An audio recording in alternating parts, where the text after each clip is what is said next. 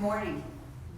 My name is Kathy Orr. I am special legal counsel to the Village of Sugar Grove in connection with the establishment of the redevelopment project area. So what I'd like to do is call the roll, go through the first items on the agenda, and once we have chosen a chairperson, I can sit down and you don't have to hear from me in any event. So we will call this meeting to order. I will call the roll. I will ask you to state the taxing district you represent, your name and your position, so that we can hopefully converse with each other. We will begin. Village of Sugar Grove. Here, Jennifer Conan, Village President, representing the Village of Sugar Grove. Blackberry Township. Blackberry Township, Esther Steele, I'm the supervisor. Thank you. Sugar Grove Township. Here, Tom Rowe, Sugar Grove Township Supervisor. Thank you. Elburn Fire District. Here, Elbert Fire Chief Mike Honeyman, and for the fire. Thank you. Sugar Grove Fire District. Here, Brendan Moran, Sugar Grove Fire Chief. Kane County. Here, Mark Armstrong, Kane County Supervisor of Assessments. Thank you. Hammond Community Unit School District 302. Here, Todd Layton, Superintendent. Thank you. Sugar Grove Library District. Here, Jenna Mickey, Library Director. Library Director. Thank you. Town and Country Library. Here, Megan Shoemaker, Library Director, Town and Country Club Library. Thank you. Sugar Grove Park District. Here, Scott Nadeau, Executive Director, Sugar Grove Park District. And Waubonsee College 516. Here, John Bryant, Assistant Vice President of Finance for Waubonsee Community College. Thank you. Now that we have the list of all attendees, and curiously enough, probably for the first time, we have each one of the taxing districts in attendance. Excellent. Now we need a motion to appoint a public member as I'd required like to by. make that motion. Yes? I'd like to make a motion to appoint Susan Smith, a resident of Sugar Grove. Is there a second? Second. Thank you. There has been a motion and a second. I will ask for a voice vote. All in favor, please say aye. All opposed? All right. Susan, is she here? Susan Smith, you can take your seat in the dais.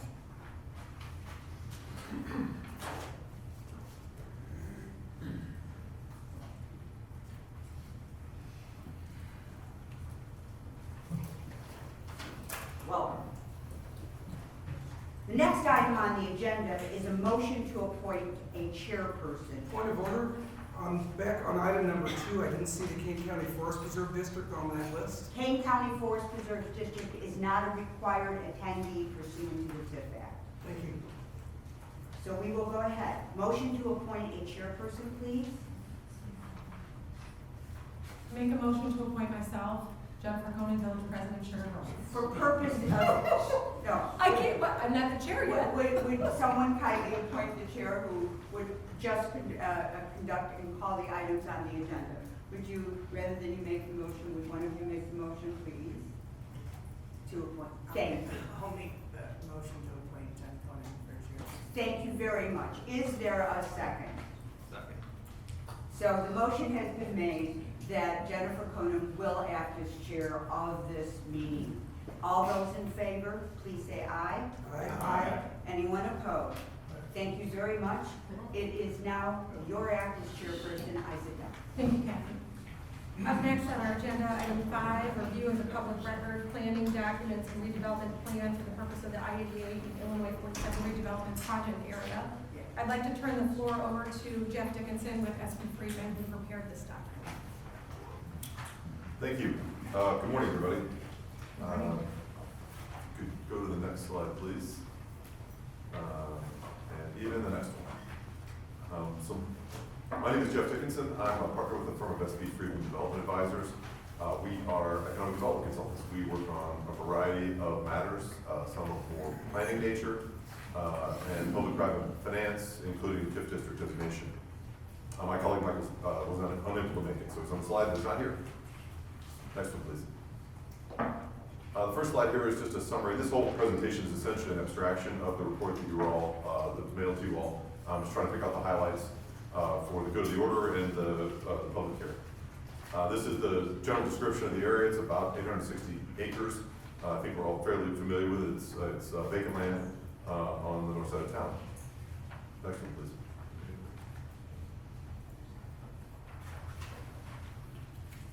So the TIF Act has a lot of rules, and there are rules for establishing TIF districts. There are two sets of rules, broadly speaking, one for vacant land and one for improved land. These are the rules summarized for vacant land.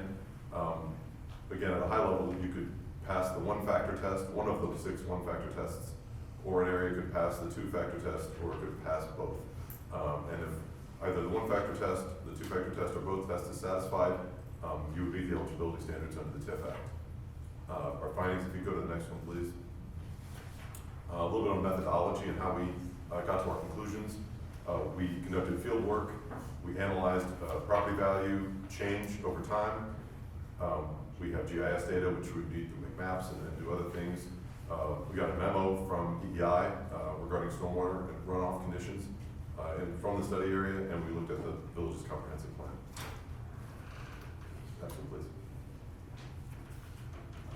In summary, the study area meets the blighted finding. The EEI memo indicates that runoff from the study area, 88% of the study area, contributes to flooding within the Blackbird Creek watershed. That is the standing.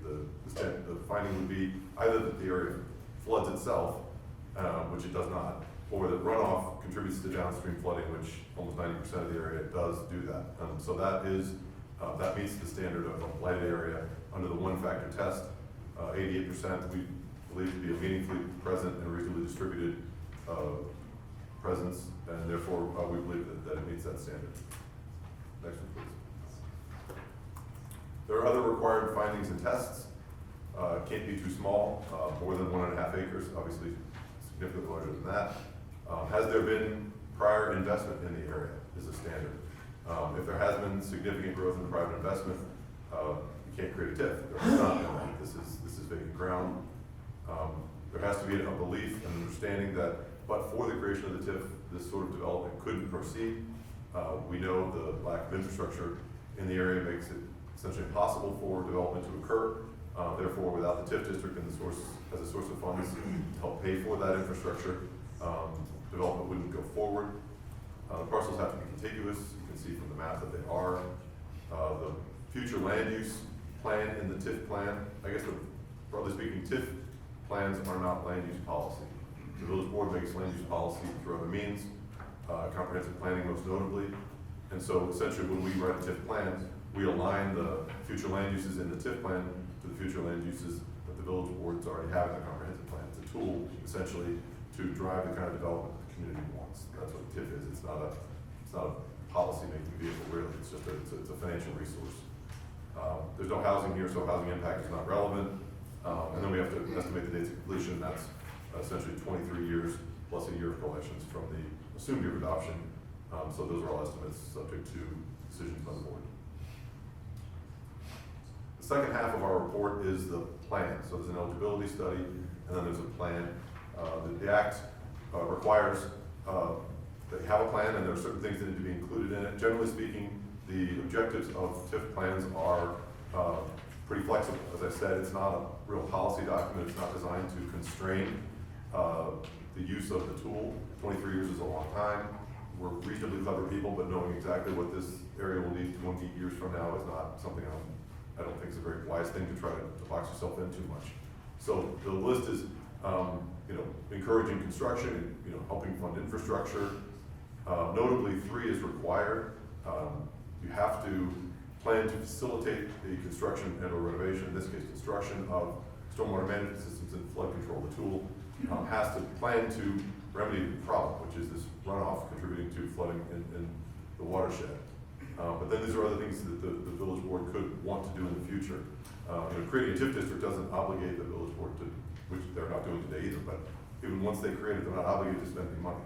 So they create the district. Again, hopefully there will be plans and projects and needs to spend money and drive the goals of the community, but so this is a flexible list of things that they might spend or seek to do, support the goals of other plans, support environmental cleanup. Again, these aren't really, I don't think, applicable today, but 23 years is a long time, so the plan provides for a lot of flexibility. The budget is not like a levy. It is a max spending limit, and the standard that is used here is if you have a dollar amount in the right column here of any amount, so it could be $1, and you don't exceed the cap, the $350 million cap at the bottom, you can spend it. So $50,000 for job training, that could turn into $51,000. And as long as you don't exceed the overall cap, that's, the TIF plan is still sort of compliant. But these are indications of where the money is expected to be spent. I don't know, the lion's share of it's in public works. Again, we know there's no infrastructure up here. That's where we think most of the spending will be. Site prep as well. This is all sort of getting the ground ready for build, and that's fundamentally where we think the vast majority of TIF dollars will go over time. But there are other uses, taxing district capital costs. We understand the scale of the district is large, and that could trigger the need for capital improvements by taxing bodies such as you all. That is an eligible cost category. If those projects come forward, the board could approve that and then help fund those to support the change that would result from the development of this land. Future land use, as I said, this is a very flexible plan. Essentially, it allows for more or less anything, I guess, within reason. It's commercial development, business park, industrial type things, residential, a variety of sources. Essentially, the village board needs to make land use policy. We don't want the TIF plan to constrain them. So those decisions come forward in the future, but this plan can accommodate any reasonable land use request, I think, in this context. And then this is just a little summary of where we're in the process. There's a public hearing that will be held, and then the village board could consider adoption of the TIF no sooner than late August. It could go later, but that way the soonest it could. I think that's actually not the soonest, but whatever, that's fine. Happy to field questions. I have a question. The plan by EEI, is that available for review? The engineering study? Yes. Yeah, I've got a copy right here. Okay, I wasn't provided with a copy ahead of time. Is there copies for the entire board to see? I've just got one. I'm sure we can send it to you. Yeah. Well, there's going to be a vote in a little bit. I'd like to review before the vote. We can provide that. Before the vote, Yes. Yep, okay, go right. like today. Like in 5 minutes, we're gonna get Perfect. somebody to a copy. Thank you. But it wasn't clear that was what was being said. Get you a copy. Thank you. Chief, thank you. And just for the record, it's been available on our website since November 14th. Yeah, I know, but you I know. invited me to the meeting and sent me an agenda that didn't come in with that. So if I need to hunt for it, I'm not sure that's what I was looking for. When this TIF study talks about flooding and the impact on all the rest of the area, the majority of this is farmland, correct? It's vacant land, yeah. Well, It's been farmed, right? Truly vacant because it's being farmed, right? It's not yet, that's right. It is farmland today. It will become vacant land, that's correct. So my understanding of the TIF is it's supposed to be very targeted to the problem areas. So farmland that's being farmed is typically not flooded because farmers don't like to farm and lose their crops. So wouldn't this be a better narrowed scope to narrow it down to just the area that has the flooding issues, like the creek itself, and that instead of being a blanket across this entire property? That's now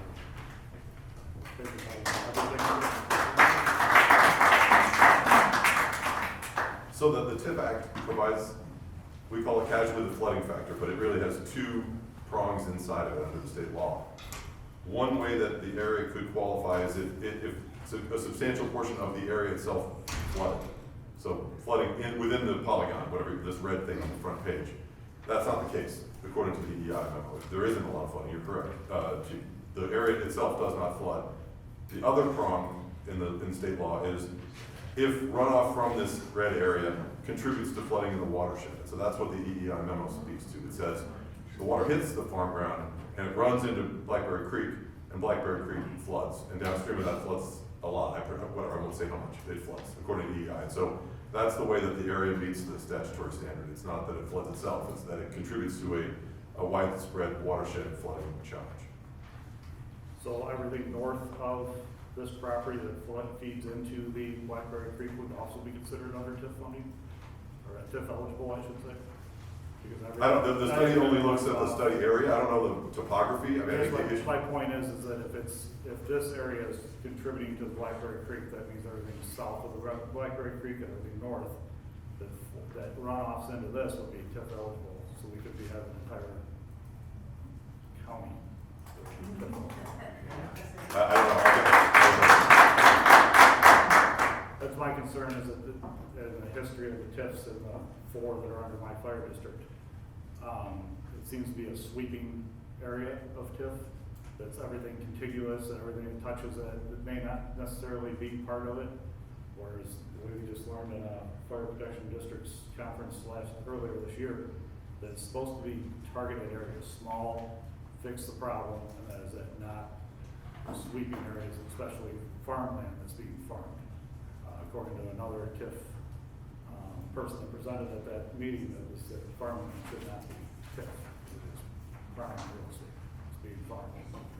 So, Chief, to your point, the specific statute here says the area prior to its designation is subject to chronic flooding, that's subsection small Roman numeral 1. We agree that's not part of it. I'll read subsection 2. Surface water that discharges from all or part of the area and contributes to flooding within the same watershed. Now, I'm looking at a watershed map here on the GIS maps of Kane County. This is in the Blackberry watershed. But then there is a subordinate requirement, but only if the redevelopment project provides for facilities or improvements to contribute to the alleviation of all or part of the flooding. Have those specific improvements been identified as part of this plan? May I answer? Absolutely. That's why I asked the question. That is going to be mandatory in terms of a redevelopment agreement and is a major part of this project. The redevelopment agreement, if you'll notice on your agenda, and I know you have a lot of experiences with TIF, normally by law, June 18th is a public hearing. By law, you can't adopt a TIF within less than 14 days. Here, we are waiting until August 20th, so that in order to validate everything we're saying, everything that is proposed here, there will be a redevelopment agreement that will be a part of the overall approvals to be considered by the village board, which must, if all of this is correctly done, look at specific plans for infrastructure that would alleviate exactly as required by the TIF Act. So that is definitely in the plan. It is mandatory and will be mandatory before the actual adoption of the TIF ordinances. Well, you'll adopt the TIF ordinances, but the redevelopment agreement will have to provide for the required infrastructure. It's also objective 3 in the goals of the. I understand it's objective and goal, but I was asking for what the plan was. As I read this, I cannot vote yes without that actual plan identified. And you know what that is. Without knowing that, I don't know that I haven't even, we're at the one-step test. We've got all these tests here. That's not there yet. You're putting us into the question of chicken and egg, okay?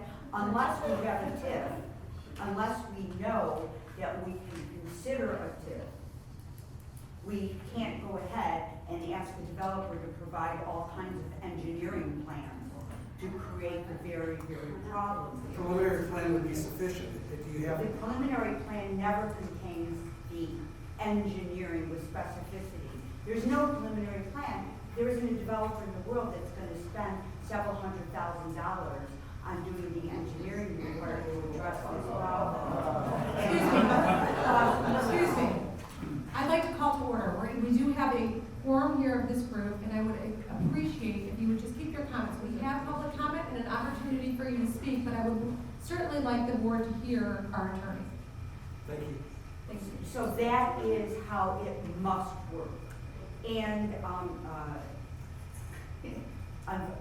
as is normal in this case, the redevelopment plan is being worked on and demands are being made to address this. If that's the point that the developer can't be expected to spend the money to develop a plan to satisfy the needs of the blight, then how can we as taxing bodies confidently allow the sweeping of tax funds from our taxing districts without any plan? You certainly shall always have the opportunity to question whether or not the criteria has been met. And, again, as I state, it's a chicken and egg situation. The conditions upon which this area will qualify are only if we have a plan to correct the situation. But you're asking us to sign off on that today without a plan. Kathy, can I make a reference point? Yeah. Just something that I think about. We have to apply when somebody comes in for a permit. We are operating under the King County Stormwater Ordinance, okay? So if a permit comes into us, they still have to abide by the policy. They'll still issue a permit, but they have to do the steps in order to stay with King County ordinances, which has to do with water retention. All of that has to be managed. We're not asking for them to come with a plan prior to permit, but they have to have those documents at that time. They still have to go. So this, to me, I look at it the same way, and I'm just looking for you to correct me if I'm wrong. This is a redevelopment area that qualifies under the blight for flooding and downstream flooding. But in order for the remedy to happen, it would be similar in my mind to the King County ordinance. Can I make a comment on that too? You make a very good point, Jen, but you're talking about a small project within the community. Here, we're discussing a plan that's gonna impact properties all the way down this creek. The other concern I have is setting a precedent that farmland is blighted, which I really struggle with. A lot of our farmland, and Mark, you can correct me if I'm wrong, but a lot of our farmland in King County has patches of water, right, that are standing, we all see it. I just think we're setting a precedent to allow for farmland across the county to be considered as blighted. And I can't agree with that. And to their point, we need to understand more firmly what the plan is to correct this flooding. I live on Blackberry Creek. I see the flooding. I know what it does. I just think you are putting the cart before the horse.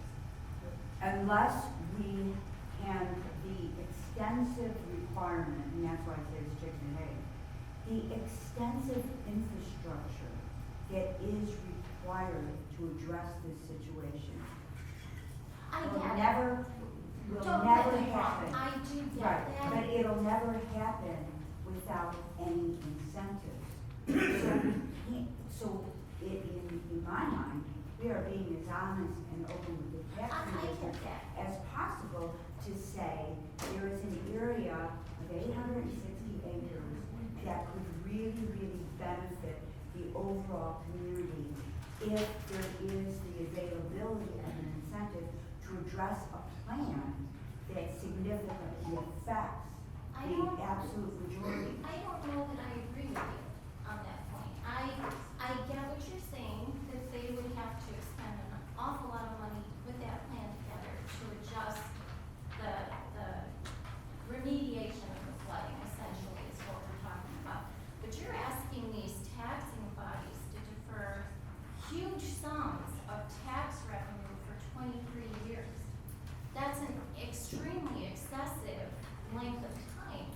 I think that's an unfair justification. You're deferring $55,000. So there is an idea that you do nothing, you have no development, Yeah. and the $55,000 that's part of the taxing bodies right now, you keep your $55,000. That ag land is not gonna, we have an assessor here who can tell us how that's gonna appreciate.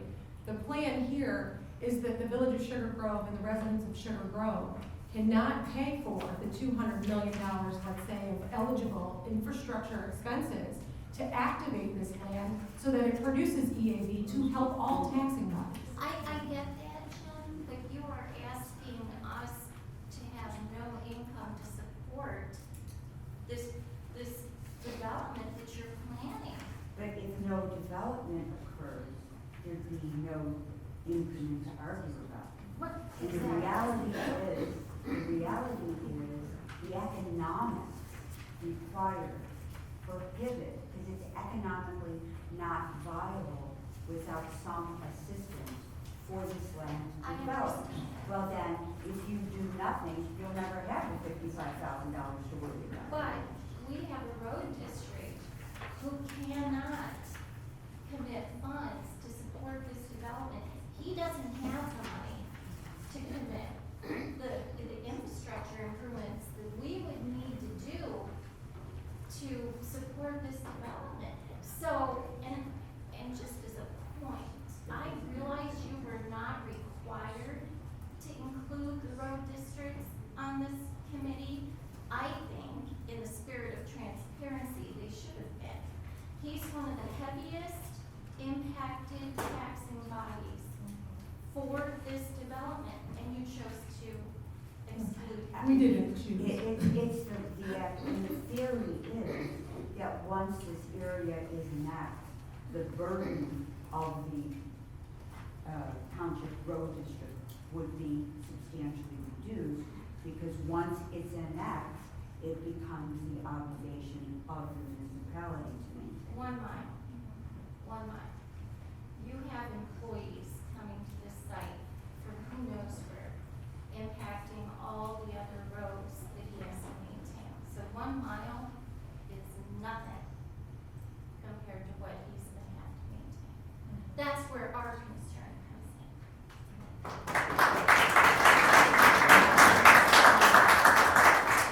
Esther, I would just address that and say, this is our area in this zone, all of us, we all cover this area. If Elburn develops something not in the TIF district, it's a major development, they're not asking taxing bodies to weigh in and formulate a vote, you still have traffic. If Yorkville does something, if West of us does something, you still generate traffic on your roads. And so, while I understand that concern, what this project would do would eliminate CD Road, which is a gravel road, and a bridge off of there, which is no longer the responsibility of the Blackberry Township. So it is not a short-term gain. By no stretch is this a short-term gain. This is a long-term benefit for all taxing bodies, and it's painful to go through. And I understand that. We probably bear, I used to think it was really the fire protection districts. Sugar Grove bears a very large burden in this. So we are scrutinizing this with a lot of detail because we do not want our taxpayers paying, well, Blackberry Township residents don't pay my tax bills. I pay my tax bill and it's extremely high. So what we're trying to do is create tax base. We've got a school that's going to referendum yet again, and the people are tired of those bills. So the only way to get yourself out of that, you can't cut government spending. It's not like it's not going, it's only going up, is to develop an area and activate an area and create tax base. That's what this project does, but it does it through paying for the infrastructure. That, it'll never happen. We can't afford to do it. We can't ask our people to do it. We would be going to referendum, asking our residents to pay for that infrastructure, and we can't do it. So nothing I happens. get that, but then you're asking the taxpayers across the area to really carry the burden.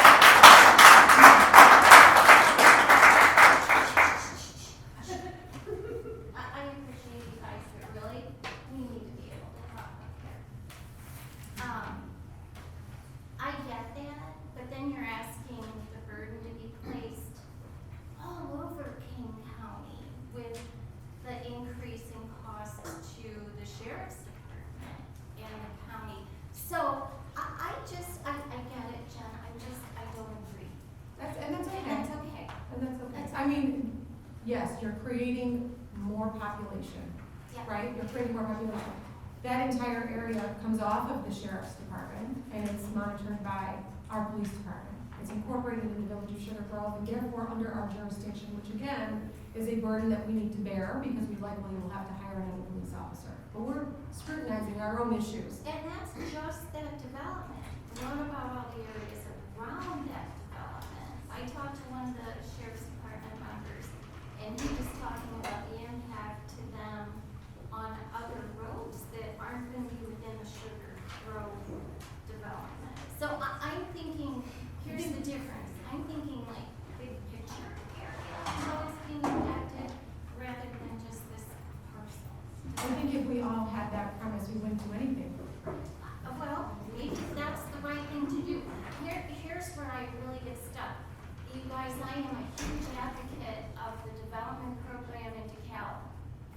They are doing and she's making eyes at me, they are doing a gradual development where they look at each parcel, and each parcel, I'm not against the plan, understand that. Blackberry Township will not take a position on the plan itself. But you look at DeKalb and they take one parcel and they develop it, and that building has a graduated taxing, so the first year maybe 50% of the tax, the second year 5 years or whatever it is. You're not taking everything away, you're doing it gradually. The other thing with that is that is an incentive for the person doing the building. That is a tax incentive to the end user. The money that needs to be spent here is for public infrastructure. So there is no incentive, there's no way to give a tax rebate in this case because the developer who's putting in the public infrastructure, which is owned by the Village of Sugar Grove, needs the incentive, not the end user. So the end user that comes to our area isn't getting a tax break, they're paying their full weight so that they can get reimbursed, so that Crown could get reimbursed or whatever development comes in could get reimbursed through the TIF district. So that's the fundamental difference between the two, is one, you're giving a tax break to the end user, and in this case, there's no way to do that because it's the infrastructure. They have infrastructure. We don't have the infrastructure. If I could go back briefly to the flooding question, I don't mean to No, divert the please. conversation, but I think it's important to reiterate it. There are two events simplified, there are two major events in the life of a TIF district. There's the designation event, and what we're talking about today is the designation event. And the standard with respect to the flooding factor is that the plan has to provide for a remedy to the flooding. This plan does that. That's item three, the plan, the TIF plan. So in this case, there's a close time nexus between the designation of the district and the redevelopment agreement, as Kathy said. But you don't have to have the thing engineered to create a TIF. You just have to say, when we get to the point of doing a deal, and everything everybody said, the mayor and Kathy have said is true, but that, as I understand it, and Kathy can correct me if I'm wrong, that's the standard. We have the factor due to runoff, and we have a plan to remedy it because that's objective 3, and that's sufficient to create a district. Again, the other rules, other laws, the particulars of what the village wants to do, the county, everything else is super important, but not to this narrow question right now, is my understanding. Thank you, Jeff. Do you go back to the agenda? We do have another section on the agenda that is strictly for your discussion as the JRB. So If there's nothing further here, we'll move on to a review of the ordinance. Right. And I have a few questions, but as they may be answered by your presentation, I would like to defer to your presentation, and then we'll come back if those questions aren't answered. Is that acceptable? Perfect. Thank you. And from the school district, I'd just like a point of clarification. As you mentioned, referendum, our Keenan Board of Education hasn't determined yet definitively if we are going to a referendum or not. It's still under review. Thank you, Dr. Levy. Okay, so item next, yes, I'm sorry, Kathy, review of our proposed ordinances, which should be in your packet. Kathy.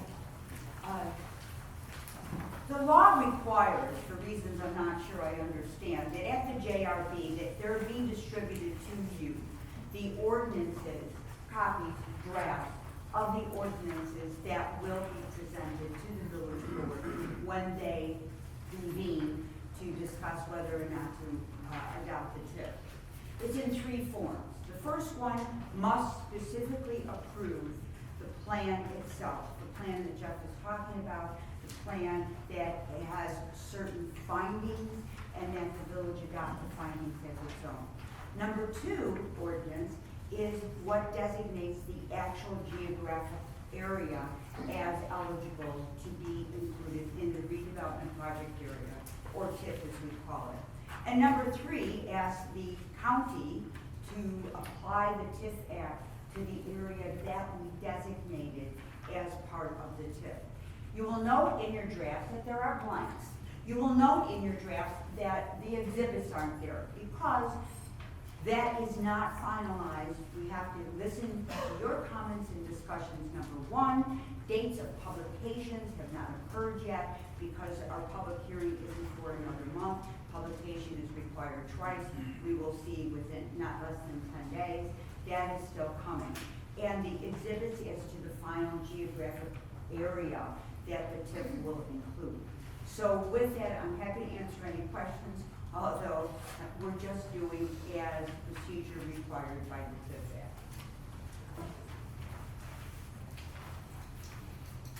So any questions on those ordinances? At this moment, we would take some time and review them. I'd like to move to public comment if there's nothing at this time. Okay. I'm going to move to item number 7, which is our public comments, and I would ask the JRB to just invoke similar policy to the Village of Sugar Grove, which is our 3-minute public comment. I know most other taxing bodies have a public comment limitation, so that we can get back to our discussion. Do I need a motion for that, Kathy? No, it's simply policy, and if anyone objects to that policy, the purpose of implementing it is so that there be sufficient time for your discussion. Hearing none? Hearing none? We will move on to public comment, and I believe is the list. Okay. And our clerk is going to run our timer.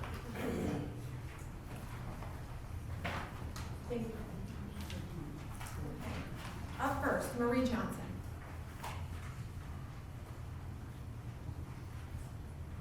Hi, thank you all for being here. I just want to say that I'm opposed to this proposal in part because it's so extremely large and there's no specifics being given out. And a large portion of this is going to be a residential development. And we all know that residential development has an impact immediately on the services that are needed to support that, whether it's through the school district, the fire district, the village, the police department. Everybody is impacted right away. And I think it's really important that to know, I don't think we'd be giving these same types of incentives, a TIF, to any other residential development. I don't think we're gonna just say, well, you know, everybody has to run their services. And I think if they wanted to be more in line with what's going on, that, you know, they should maybe not annex all the property and TIF all the property, and they should split it up. If they want to do the south side of 88, do the south side of 88, run your services, do your residential, and then see how things progress. I think it's too cumbersome for anyone at this table to even envision. Thank you. Rick Boyle.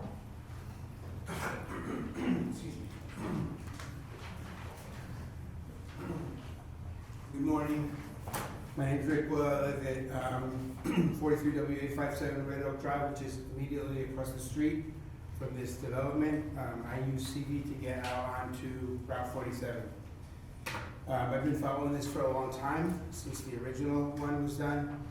And it occurs to me that Sugar Grove already has it downtown. There's plenty of available space there that could be developed however you see fit. The fact that Sugar Grove has not developed it downtown does not instill any confidence in me they'll be able to do a new town center with any kind of viability by annexing land to the north and destroying productive farmland. That's number one. Number two, I have yet to see an example of a TIF that's benefited any of the communities or municipalities that the TIFs promise. I've looked at lots of articles, I see lots of negative things about this, I don't see anything positive. I'd like to see an example of where taxes were lowered, schools, fire, and police received more money, the roads improved, there was less traffic, improved safety, less pollution. Where are the tangible benefits to our community and improves quality from offering this kind of incentive to a billion-dollar corporation? There are hundreds, if not thousands, of articles that show more than ample evidence that the opposite of this is what happens. And it is shocking to me and disappointing to me that the people who are entrusted to protect our community are being tempted by the lure presented by a company that's already worth billions of dollars for a scheme that is offering nothing more than pie-in-the-sky benefits. Also, the fact that the company who commissioned the TIF study is the same company that benefits from the deal. That's the equivalent of me hiring someone to do my annual performance evaluation, approve my increased compensation while not having to pay me the increased salary. It would be unethical and immoral to do so. I also received a notice from the village the other day that states, underlined, excuse me, from Tracy Conti, that my property will not be affected. How can that be a serious statement? How can you claim that the neighborhoods adjacent to this land are not affected? If you approve this, we will be irrevocably and permanently adversely affected. Our property values will decrease, our water sources will be contaminated, our air quality will be diminished, traffic safety will deteriorate, light pollution will increase, and there will be a deterioration of public safety resources as increased population will stress the already stretched thin police, fire, and EMS resources in the community. The village has been, how am I doing? Oh, I got 10 seconds. All right, last thing, real quick. Sugar Grove can put in what they want to put in. I hear a lot of things about valuing Paisanos and Rocky's Dojo and Fireside Grill, and at the same time, in the same next breath, touting Starbucks. You can't have both. If you want a small town community that fosters individual businesses, I know. Keep going. But I just you're not get through here. everybody's public Yep, I comment. get it, I get it. I'm Thank you sorry. for,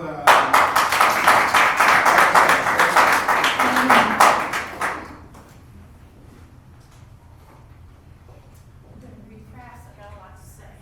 My name is Molly Reimer, and I'm one of the hundreds of residents that live in Blackberry Township that will be affected by this TIF and development. I'm here this morning to share my concern for not only negative financial impacts TIF 3 may cause, but also the costly risk to our environment. The price tag of the so-called progress goes far beyond a $350 million TIF, and adverse effects can be felt long after it expires. The land at 88 and 47 is some of the most valuable land in the Canelan district. It plays several important roles in our community. All we need to do for proof is to look to the CMAP studies. The Green Infrastructure Vision 2.3 Ecosystem Service Valuation describes the ecological benefits of the natural ecosystem in and around Sugar Grove, from Route 30 to the Tollway and beyond, from CMAP. These ecosystems and the natural features and habitats provide a myriad of services to the community: water regulation, flood control, purification, groundwater recharge, carbon storage, air purification, pollination, and property value increase. CMAP even goes on to estimate dollar amounts for water regulation and flood control through an environmental analysis. The most significant value comes from the forest areas, stream corridors near the interchange, stating them as an economic benefit to the community. You can't put a price tag on clean air and water. Many residents in Blackberry Township, like my family, source their water from artesian wells, drawing water that runs downhill from the Crown property and into the Blackberry Creek watershed. This watershed is 32 miles in length and drains nearly 48,000 acres into the Fox River. The report details that soil in this area has moderate runoff, and with development is highly susceptible to flooding with development, soil loss, and will contribute to contamination of waterways downstream. Developing and flattening that land could cause more flooding and pollution in an area that is already effectively managing flooding right now and contributing to the Fox River, which many communities use as a water source. We need to protect our watersheds and aquifers as the valuable resource that CMAP states they are. What about water usage and conservation? The Village of Sugar Grove has failed to adopt any restrictions on water usage to their ordinances for warehouses and data centers. We want to avoid the situation that our neighbors in Yorkville, Oswego, and Montgomery are currently facing. They are stuck paying $63 million for Lake Michigan water because of a water crisis due to population growth and a decline of their aquifer. Another report labels this land on the north side of the tollway is the top 3% of farmland and soil quality. Because of that soil makeup, the land would not support the weight of large buildings and traffic being planned for it, which is why a large amount of this TIF ask will be used for the groundwork to force that land into agreement. This entire concept has been forced from the beginning. It lacks transparency and fiscal responsibility. While the prospect of growth and development are exciting, if they're not managed carefully with standards that safeguard our resources, we risk facing a crisis within 23 years or less. As things stand now, Sugar Grove's ordinances are not adequately set up for this development to have the positive protections being marketed, financial or otherwise. Please vote against TIF 3. The price is too high.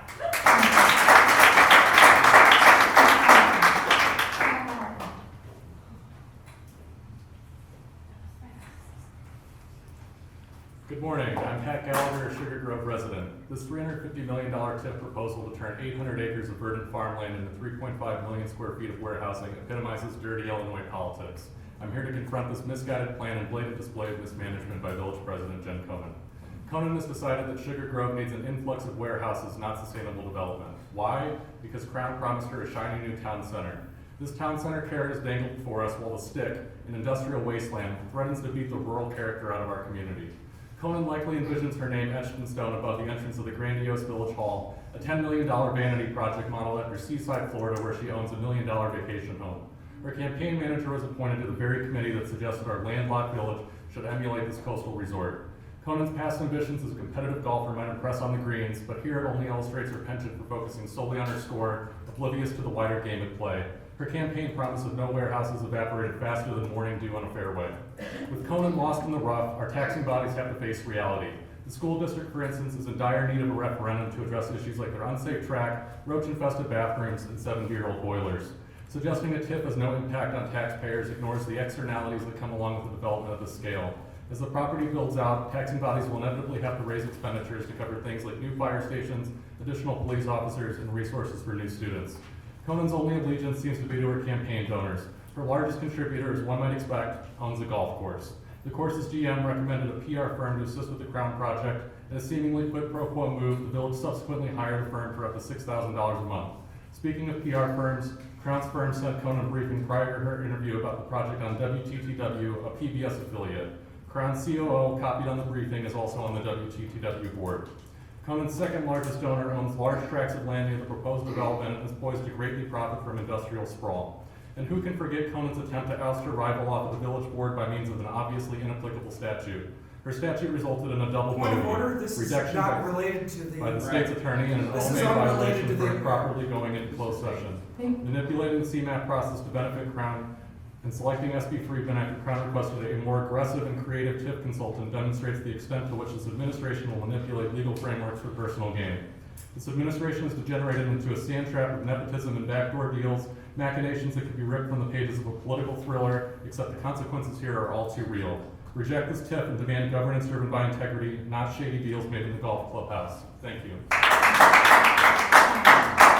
I would make a comment on this. I would ask the members of the audience to please limit your comments to the matter before us and not devolve into personal attacks. That has no place in this meeting. We're here for one thing, to create findings of fact on this. Please limit your comments. One comment giving us something about the findings we need to make is worth more than 1,000 comments about how much you hate the people involved. Please stop that. Thank you, sir. Thank you. Continuing, Jaden Chada.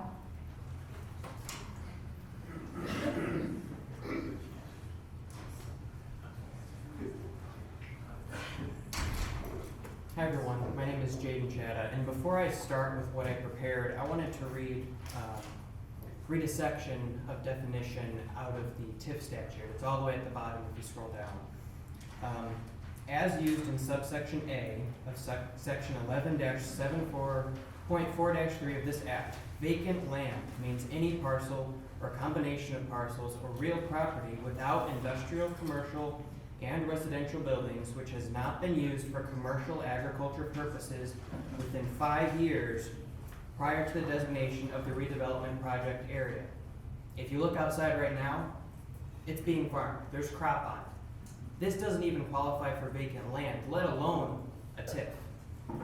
Now, I wanted to start off on the but-for requirement of the TIF. It is stated that the but for the TIF, the property would not be developed. I think many of us in this room know that that's not true. The real reason of the but-for is but-for the TIF, Crown won't have the ROI that they want. They even said it themselves last year at the community engagement meeting that they needed the TIF to better increase their profit margins. So the real but-for is, but for the TIF, Crown's pockets won't be lined as much as they would like them to be. And that's the other thing. Crown, or no other developer for that matter, should need a TIF paid by the taxpayers to cover their failed investment. Because that's what this is, a failed investment with a lower ROI than they would like. Now for the eligibility, the Village of Sugar Grove got a study by Moran a year and a half ago, which said it could qualify for a TIF based on chronic flooding. Not that it does qualify. So that wasn't good enough for the Village of Sugar Grove. Now they go to SB Friedman and they say that if water runoff that contributes to water runoff contributes to flooding of the watershed. Give me a break. Water runoff off of every property is what makes up the watershed. This is a sham, and none of your taxing districts should suffer from the poor decisions made by the Village of Sugar Grove, nor should you be Crown's failed investment insurance. Vote no. Thank you.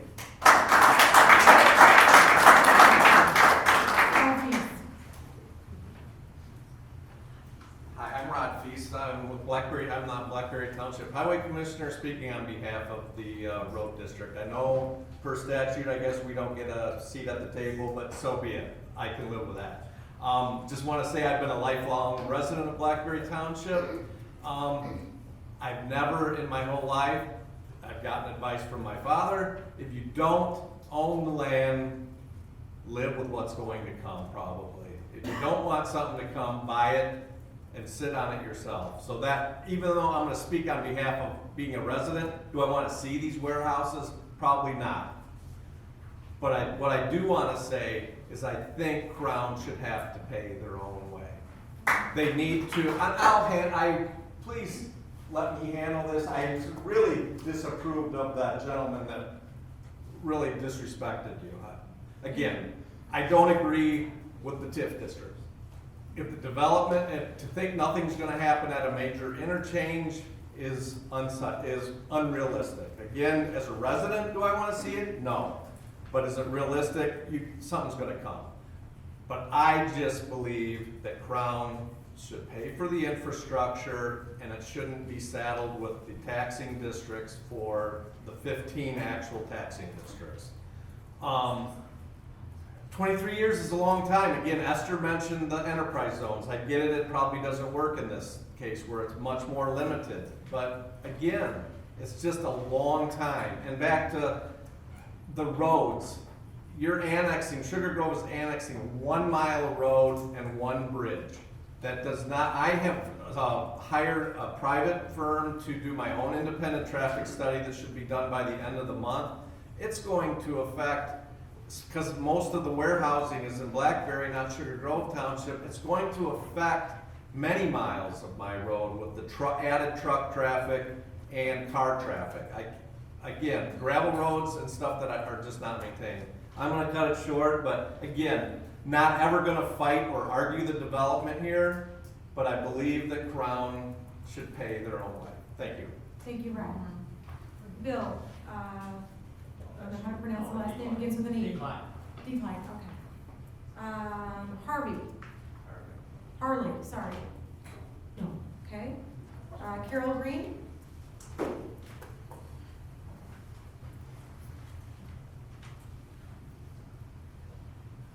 My name is Carol Green. I live in the Winton Oak subdivision, right off of 47. 47 can't handle any more traffic. There's going to be a lot more traffic with this. I'm completely against the TIF. Crown should pay their own way. They have the money. As a taxpayer, I see no benefit and only problems that lie ahead. 23 years is far too long, and I just think this is a big mistake. That area will be developed, but I don't think it needs to be developed in the manner in which it appears is going to happen. It's really wrong for the county on so many levels. Thank you. Thank you. Jackie Bogan? Okay. Julianne? Decline. Thank you. Diane Spear.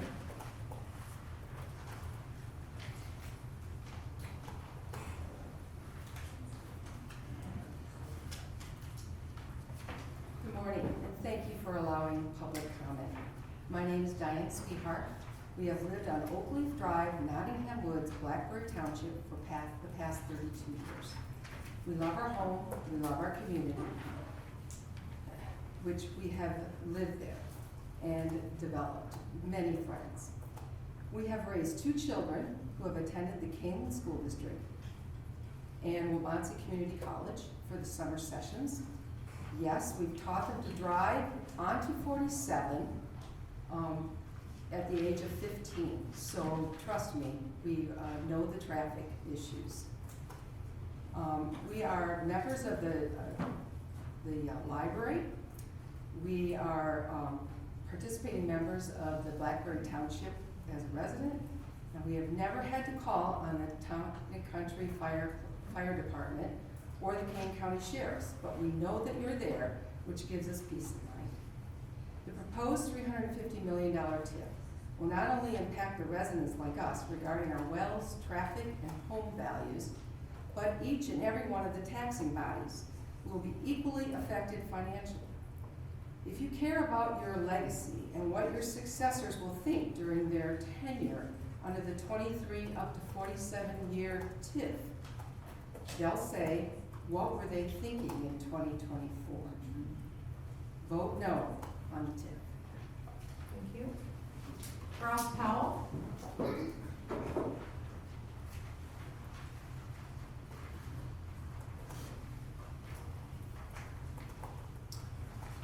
Good morning, I'm Dr. Ross Powell. I live in Blackberry Township for over 30 years. I am emeritus professor of earth science. And although I'm not a certified professional geologist, I have taught and led multi-million-dollar international research projects for 40 years. I have studied the documents that EEI and S.B. Friedman companies have used to determine the Land Redevelopment Project Area, or RPA, is blighted. I consider the public information as completely insufficient for making scientific determination that the land can be characterized as blighted based on flooding. The claim that 88% of the runoff from RPA contributes to downstream flooding in the Blackberry Creek watershed. However, there is no public detailed documentation of the claim providing how and why the percentage was determined scientifically. No map is provided documenting where the 88% comes from within the RPA. No statement is provided on what criteria were used to define the 88%. No justifications are provided for using those criteria, and there is no discussion provided how those criteria were put into practice in the assessment. And no assessment is provided as to what proportion of rainstorm water is determined to run off rather than infiltrate based on soil types, ground cover, and the slope. It is a basic scientific fact that any topographic high area contributes runoff to low-lying areas during rainstorms, and hence has a tendency to cause flooding in downstream areas of a creek or river. Using these criteria, it is logical to suggest that Johnson's Mound should be redeveloped because it is a topographic high within the Blackberry watershed. It is bound to contribute flooding downstream. The argument also logically leads to saying that 40% of the US should be classified as blighted because that area contributes flooding up to the Mississippi River. In any specific area and study I could get funding for, I would be required to include those assessments above, but there are at least 2 more aspects that would be required in a fundable study without being laughed out the door. Any legitimate scientific study would need to determine the significance of this assessment of blight. A couple of suggestions are: evaluate just how significant the concern is for flooding. That is, assess the size of rainstorm required to create detrimental flooding, and then predict the frequency of such rainstorms. Plus explain how and why that size and frequency of flood was determined to be chosen.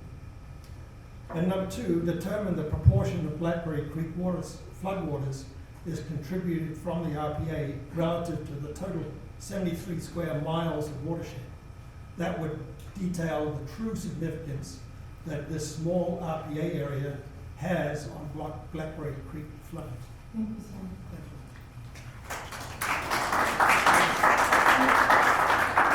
Eileen Reeves? Dan Nagel? I'm the chairman, Dan Nagel, chairman of the Sugar Water Authority. That area is very prone to be in development. The water supply by the Illinois Geological Society there is enough water to support the situation. The other thing that I'm probably going to get some people upset is that this area has not agreed to have certain industrial or commercial properties because of traffic, runoff, etc. One of them is Menards. They've worked here for 2.5 years. I was on the township board for 40 years. They were in front of us, they came to us, they came to the city, etc., etc. The village wasn't Blackberry Township, so we understand. They ended up going down to Plano. And they have employment of over 1,500 people.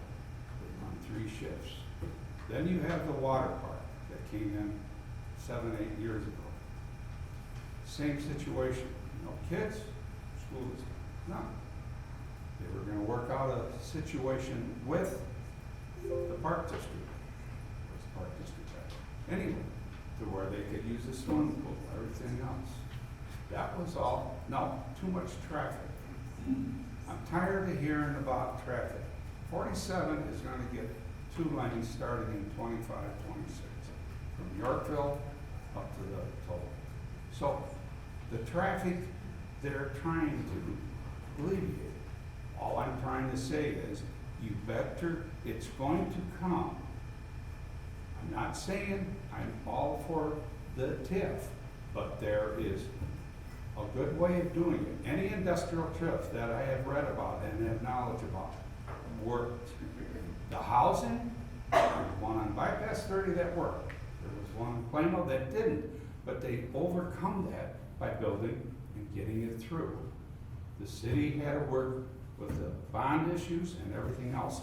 The problem comes down to is your taxing body on, in other words, you're getting $55,000 a year, because I was on the township board and I had people complaining, it's farmland. It doesn't bring in anymore, and it won't. But that is a prime location to have development. I'm sorry. That's it. Thank you very much. Thank you, Dan. Doug Musser. Okay. Lisa Essling. No, it's someone else's phone. Oh, is it?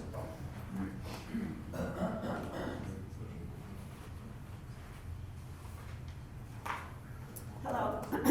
My name is Lisa Essling, and my husband and I live on our 8.5 acres at the crosshairs of this Crown Development TIF parcel. If you look at any map or plan of this proposed development, you will see that Crown owns the northeast, southeast, and southwest corners of Route 47 and CV Road.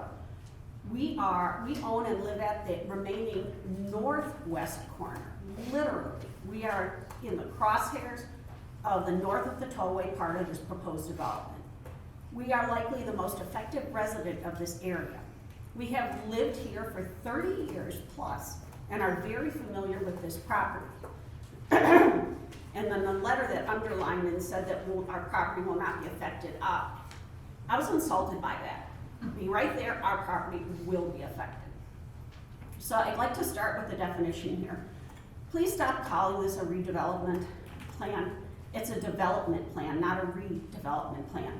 There's nothing redeveloped at this property. It has never been developed in the first place. I'm wondering if the use of this word is to make the project appear to fit in one of the criteria for issuance of a TIF, which is redevelop blighted land or property. Then there's that word blighted. I'll not go too much into this, as others will or have already addressed it, except to say that this is pristine farmland, some of the best in the state, top 3% by CMAQ. That has been continuously farmed for hundreds of years. It is not blighted. It is not prone to flooding, and we would know that. As I said, we've lived here for 30 years and have experienced every kind of weather, including the big flood in the summer of 1996. The main point I'd like to address is the Crown Finance potentially $350 million TIF. TIF financing is often done via bond. If a bond was a bank sourced for this project, instead of Crown basically becoming the bond holder, would Little Sugar Grove even qualify for such an amount? I doubt it. And wouldn't there have to be a referendum for residents to vote on before being burdened with such a debt? I wonder if the Sugar Grove president and board, along with Crown, have purposefully worked the TIF financing this way to exclude a referendum, the voice, and the vote of the residents in Sugar Grove. And if that's the case, it's wrong. Why are these trustees so determined to aid one of the wealthiest families in the country at the expense of the village's own residents? If Crown can fund the money, then why should Sugar Grove pay it back? They can pay their own way. Please vote against TIF 3. Thank you. Gail Essling.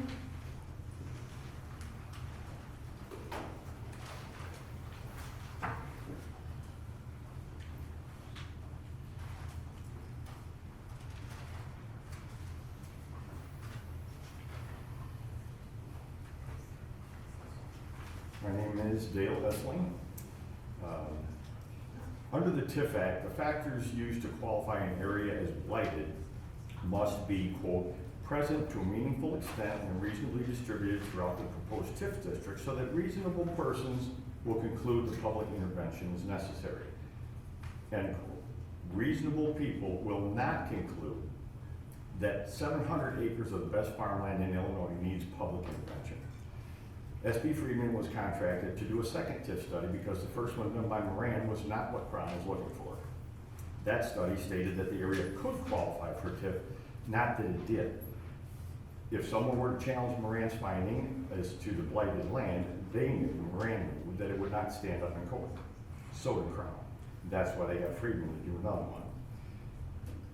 one. As Friedman's study, there's no evidence that the area is chronically flooded. I know we went past that. There's absolutely no proof that the runoff from these particular fields floods the 75 square mile Blackberry Creek watershed. Just because Friedman's willing to put that on paper doesn't make it so. SB Friedman has no proof that these particular area floods the 75 square mile watershed. You can see for yourself, go to Google Maps, check satellite view, and look at where the farmers are planting their fields. Either we have some pretty dense farmers in the area, or they know that they can plant crops within 50 feet of a creek that goes through the field and not have their crops flooded away. I would go with the latter, that the farmers know that the area does not flood. As for flooding, Kane DuPage Soil and Water Conservation District describes flooding as a creek or river coming over its banks. What water does when it runs off a farm field and collects on a lowland, they describe as ponding, a natural occurrence. That being said, I would urge the village board to reconsider any further discussion about granting a TIF on 700 acres of prime farmland, some of the best in Illinois, and quit trying to have it described as blighted. It's not going to work. As for the development in this area, I think everybody agrees or knows that development's coming. The but-for part of the TIF, I would say this. Jamie wants to go to a senior prom. Her parents say, yeah, that's fine. She said, but I need a limousine. Her parents say, we got a Chevy. She said, but I can't go to the prom but for a limousine. So Jamie's parents spring for the limousine and she goes to prom. Jeff, the renter, the guy who's renting the house from the parents, all of a sudden his rent goes up. Why does his rent go up? Because Jamie couldn't go to prom but for a limousine. And so the parents had to spring for a limousine, and now they raise rent in the house. Crown can develop their property, they can build houses, but they don't want that. They want the limousine, they want a warehouse. So Sugar Grove is gonna give them the warehouse, they're gonna give them the TIF, and everybody else is gonna have to pay for it. Thank you. And Randall.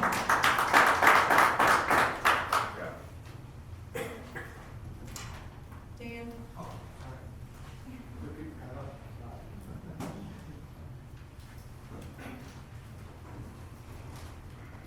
Good morning, I am Dan Randall. Normally these meetings start off with saying the pledge.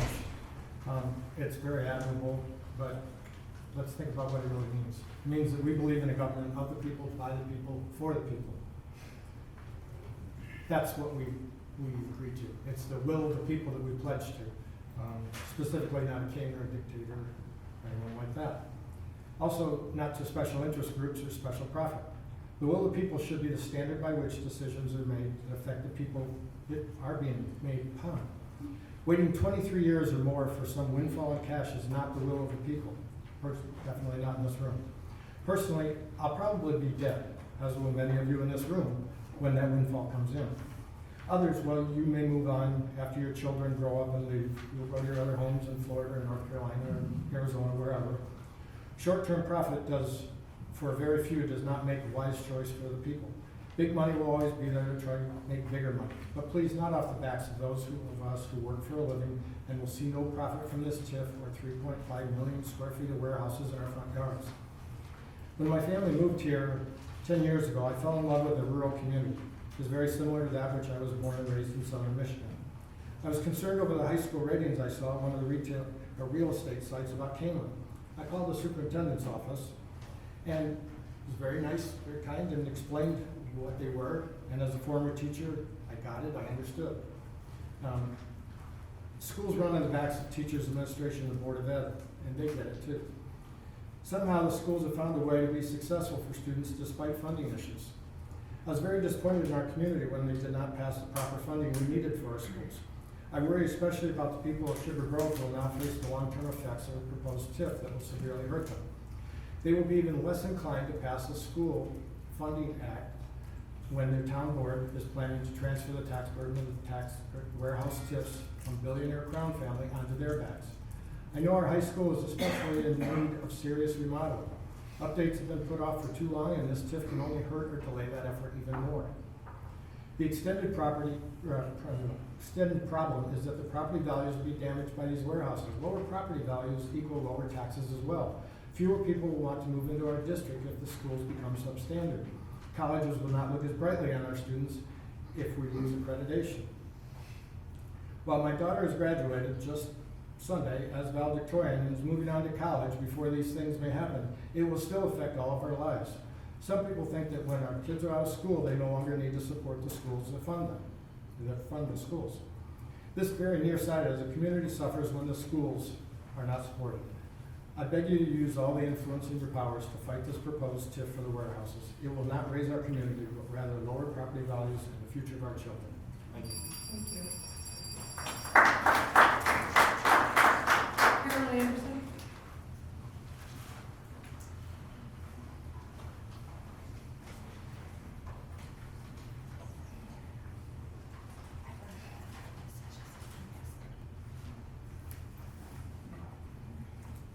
Ladies and gentlemen, I'm Carolyn Anderson. If you examine the satellite maps of the I-88 region from the Sugar Grove to Hillside, you'll notice that Crown Land represents the largest undeveloped mass of real estate along the corridor. Contacting the municipalities along I-88 reveals that they have little to no available land in their corridors and do not have TIF districts for new development in these areas. Simple economics of supply and demand highlight the desirability of the land for development, making it prime real estate. The but-for argument in state statutes does not stipulate that a developer can apply for a TIF solely based on their preferred concept or perceived maximum return on investment. The statutes are designed to make development feasible so the developer can earn a return while contributing to the community's overall economic development goals. Where is the feasibility study? Where is the evidence that this land would not be developed but for the TIF? We have witnessed developers turned away when expressing interest in this land. For nearly 20 years, Crown Community Development has enjoyed the benefit of paying the lowest property taxes by classifying most of their land as farmland. According to a report and studies, this land has consistently been designated as farmland. However, in this $350 million TIF eligibility study, Crown's land is mentioned 33 times as vacant land rather than farmland. This has been done to simplify the TIF eligibility to meet just one factor to qualify as blight. Farmland requires 5 factors to qualify as blight. Vacant land has a higher tax rate and equalized assessed value, which would have provided more revenue for each of you, the taxing bodies. The TIF statute's definitions of vacant land states that the land has not been used for commercial agricultural purposes within 5 years prior to the designation of the redevelopment project area. As you can see, the statute refers to industrial park conservation, which simply stated means that there is a high unemployment in the area. This does not exist here. Has anyone confirmed whether or not the specifications regarding the parceling of the land has been met? Separately, the Illinois TIF statute stipulates that if vacant, the sound growth of the redevelopment project area is impaired by one of the following factors is present. With that presence documented to a meaningful extent, that the municipality may reasonably find that the factor is clearly present within the entirety of the act and in reasonable distribution throughout the vacant part of the redevelopment project area to which it pertains. Page 2 of the TIF eligibility study indicates that the statutory factor being utilized is C, which reads the area prior to its designation is subject to chronic flooding that adversely impacts real property in the area certified by a registered professional engineer or appropriate regulatory agency, or surface water that discharges from all or part of the area and contributes to flooding within the same watershed, but only if the redevelopment project provides for facilities or improvements to contribute to the alleviation of all or part of the flooding. Please note that the presumed flooding is not reasonably distributed throughout the vacant land. This requirement of the statute is not met. The initial Moran's ChemCom report that was thrown out and replaced declared that only 6.8% of the Crown land experienced flooding. Thank you. Paige?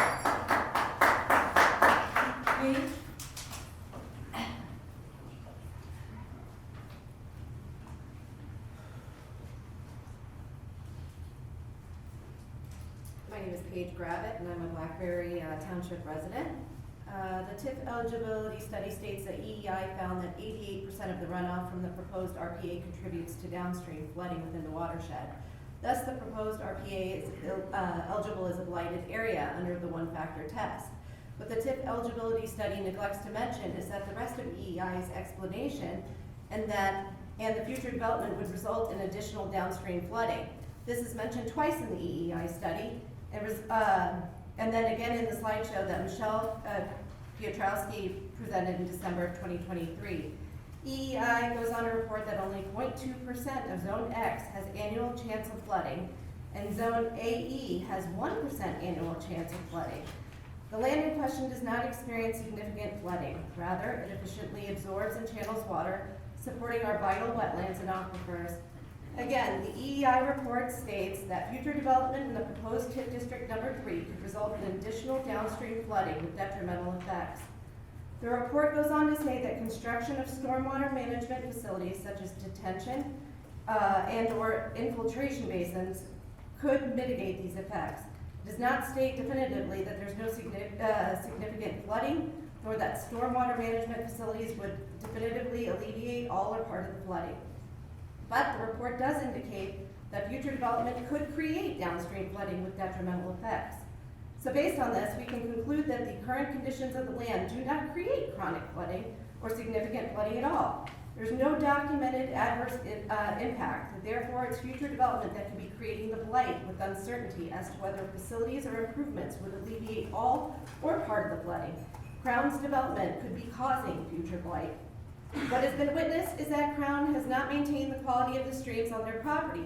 If we experience heavy rain, it's possible that the lack of maintenance has created ponding. It's quite amazing that given the fact that Crown has self-inflicted their own so-called blight, the water system of the area has still worked quite effectively. If Crown had performed simple routine maintenance, the flooding that they're referring to would not exist. Since it's private property, only they have the ability to manage their streams. So in short, this is another example of how they're propagating their own blight. I'd like to ask the representatives from Waubonsee Community College, have they suffered any flooding originating from the Crown land as described in the TIF eligibility study? Representatives from Sugar Grove Township, the purported flooding is shown to affect your area. Have you experienced issues due to the Crown land's flooding? Is there any documentation or complaints from areas along the Fox River, such as Geneva or Batavia, regarding flooding caused by the Crown property? The proposed development threatens to replace the natural efficient water systems with millions of square feet of warehousing, as stated on the developer's website. This will involve massive rooftops, parking lots, which necessitate artificial retention and detention basins to manage the increased runoff.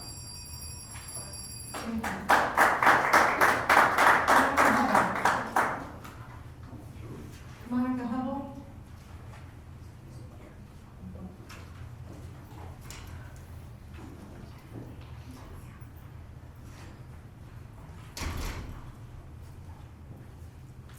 Hi, I'm Monica Hubble. I've lived in Sugar Grove for over 20 years.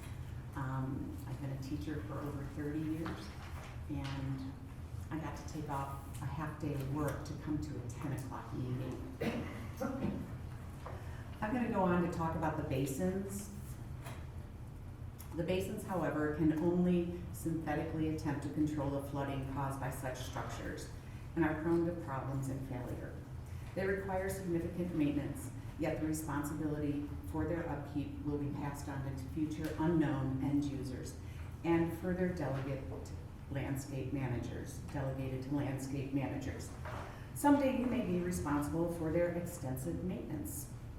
The use of retention and detention ponds, if not carefully managed, could severely impact both municipal and private wells. Currently, the watershed flows through wooded areas and vegetation into wetlands. It is absorbed into the ground and replenishes our shallow aquifers just 5 to 20 feet below the surface of the crown land. The overflow is efficiently distributed by the creek system, which feeds the Fox River and sequentially the Illinois River. This is a highly effective free system that provides vital clean water to thousands of residents in our area and even outside of our area. CMAP referred to the watershed as a valuable resource. Crown would be exacerbating the water system by covering the land with non-permeable surfaces. The rooftops and pavement runoff is subject to contamination and will go directly into the water system. The water would either have to be treated by the township's water district or become groundwater that compromises our aquifers.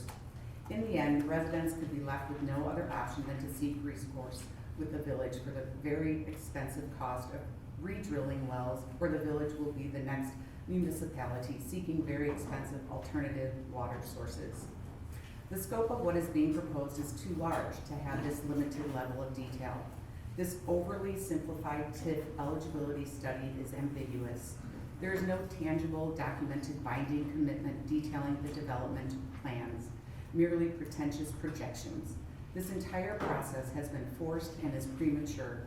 It is unfair and irresponsible for all taxing bodies and the public to be expected to approve such a significant financial engagement based on what appears to be mere undocumented handshakes and winks. Where is the detailed redevelopment agreement? Where are the actual detailed line items supporting the $350 million TIF amount, not just a little chart of large numbers? It is essential to recognize that the proposed redevelopment under this TIF could disrupt these natural processes, potentially leading to real blight through the degradation of essential natural resources. Thank you. Gerald Piper. What was the name? Gerald Piper. She wasn't able to come. Gravit.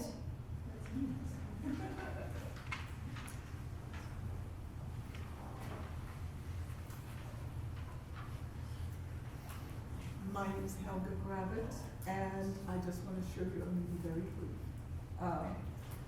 It's essential to recognize that the proposed redevelopment under this TIF could disrupt these natural processes, potentially leading to real blight through the degradation of essential natural resources. Development should not come at the expense of environmental sustainability or the health of our community. And if we've been watching anything over the past 10 years, we see the importance of maintaining our environment, of balancing development and industry and the economy with the important economy of our environment.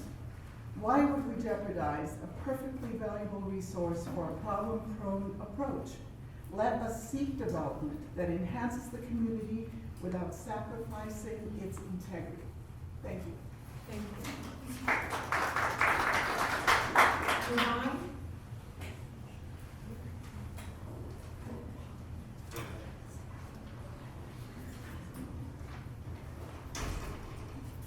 morning. My name is Yvonne Dinwiddie, and I'm gonna take this in a little different direction. Speculators, land speculators buy our property and they hold it for future development. These TIFs have been abused by a lot of these developers. This is a folder with just the TIFs that have been proposed in the last couple of months, within the last year. Hundreds of them, because they want us, the taxpayers, to pay for their development. They don't keep up the property. They deliberately let it fail so that they can qualify for a TIF. I've lived in Kane County for over 39 years. I lived in Batavia for 38 years, and I can tell you that we lived through 5 TIFs, and 2 of them, at least 2 of them, have been extended to 35 years. Now, all of you need to understand that we are a state, and all of these TIF developments are cumulative, so that when Geneva develops its TIF, it's in Kane County. All of the taxing bodies in Kane County that are within that TIF district are going to suffer the tax losses. We just had the development for Hollywood Casino. The way they got the school district to vote for it was to make a side agreement so that they would be guaranteed or certain surplus monies. But I asked Tony Inglesi, who is our finance director for the school district, I said, have you asked them when you're going to get this money? You know, you're not going to get any money until there is an increment. There's no increment until the property is developed. So it could be 5 or 6 years. You're looking at 23 years.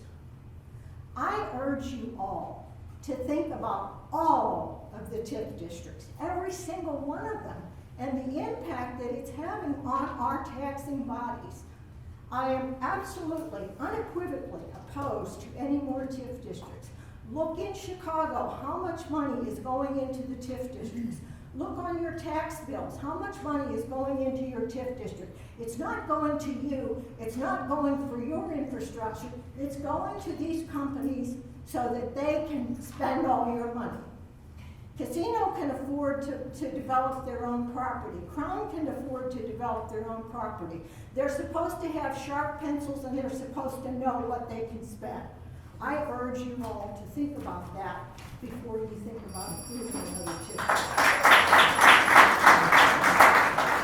Thank you. Tom or Diane? Slozar.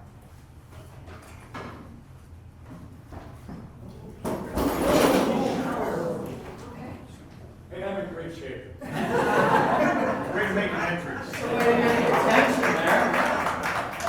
Don't worry, Tom, nobody saw it. I know that.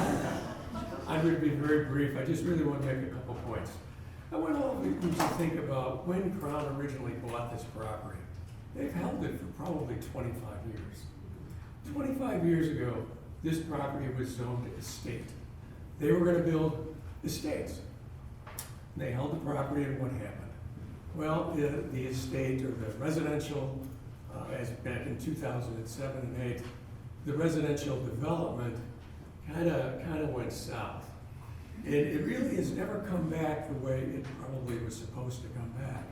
So then Crown comes back in 2019. Now we're going to build warehouses. That's the hot thing. In 2000, when they bought the property, there wasn't all these warehouses laying around. There was just, a few here and there, but now it became a hot commodity. In 2019, they said they were doing it because it was a hot item and they could make a lot of money. Well, now here it is, and it got turned down in 2019. Here they're back, 2024.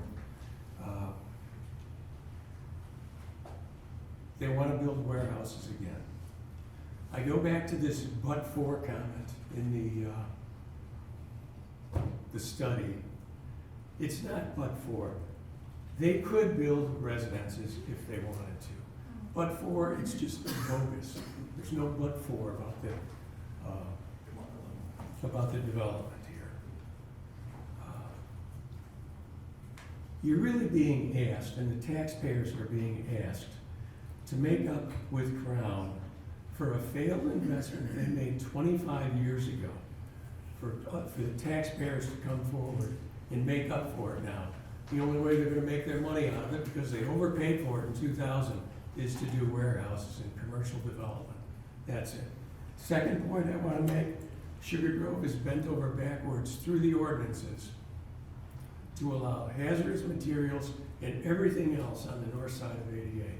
That's gonna be detrimental to everybody that lives there. Third point I'd like to make, specifically for the schools, fire, and police. TIF studies will tell you, oh, well, you're gonna get compensated when development is made, and you get some extra money. Well, you're not gonna get the amount of extra money you would on a normal property tax. What I really wanna say to those particular people, if you vote for this TIF, you have no moral obligation to ever put a referendum on the taxpayer for more money for your districts. Because you're deliberately saying, right now, I'm willing to do more work for less money. So don't do it in the future. I urge you to vote against this. This is nothing but TIF sprawl. The entire area from Route 47 all the way to Bliss Road. Maybe not tomorrow, maybe not next year. It is going to be nothing but warehouses. Thank you, Don't Tom. let the door open.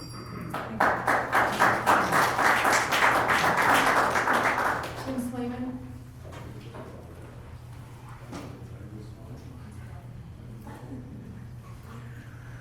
Thank you to all you public servants. We appreciate your service. You know, Ronald Reagan said the 9 most terrifying words in the English language is, I'm here from the government and I'm here to help. I pulled a sheet off of the Sugar Grove Village website. If you're an average Joe and you want to build a new house in Sugar Grove, this board has voted that you will not have to pay more than $17,850. They put a cap on the total fee for the average Joe to build a house. Isn't that super nice of them? But if you're one of the wealthiest families in the U.S., you got a big corporation, you invested millions of dollars into property, and you're afraid you're not going to make enough off your development, is Sugar Grove going to charge them for the development? Heck no, they're going to give them $350 million to do it. They say the land is blighted. Why did Sugar Grove pay for the study for a TIF before they even applied for it?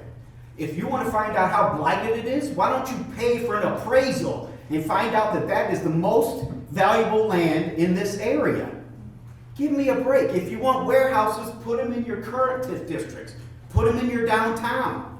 Why do we Blackberry residents who have no vote, have no say, have no city water, have no sewer, have no sidewalks, why do we have to put up with it? And I know sprawl is coming. Something's going to be built there. How much, if this costs $350 million to develop, how much do you think it costs all those other warehouses to develop? And why are those developers developing without TIFs? Are they just doing it out of the goodness of their heart?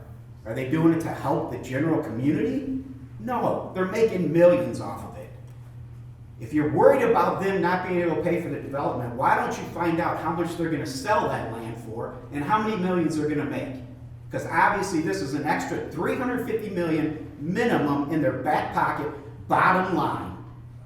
It's unbelievable that this is even being discussed.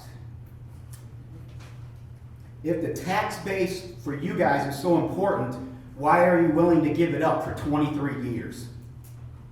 I hear tax base, we got to get more money in this. Okay, well let's provide all these services for 23 years but not get any increase in tax base. How many of the warehouses along I-88 were built with TIFs? 0. I had coffee with Conan a couple months ago. It was pretty disappointing because every question I asked was, well, we don't know because Crown hasn't submitted a plan yet. Well, a few weeks later, she gave the State of the Village address. And she knew everything. Ariel.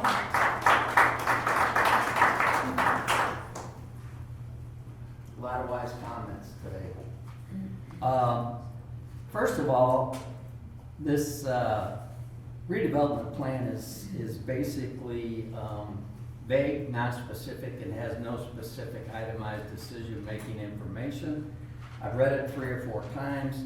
There's indications, but there's no valid way to find out what these costs and where they come from and what they're gonna produce.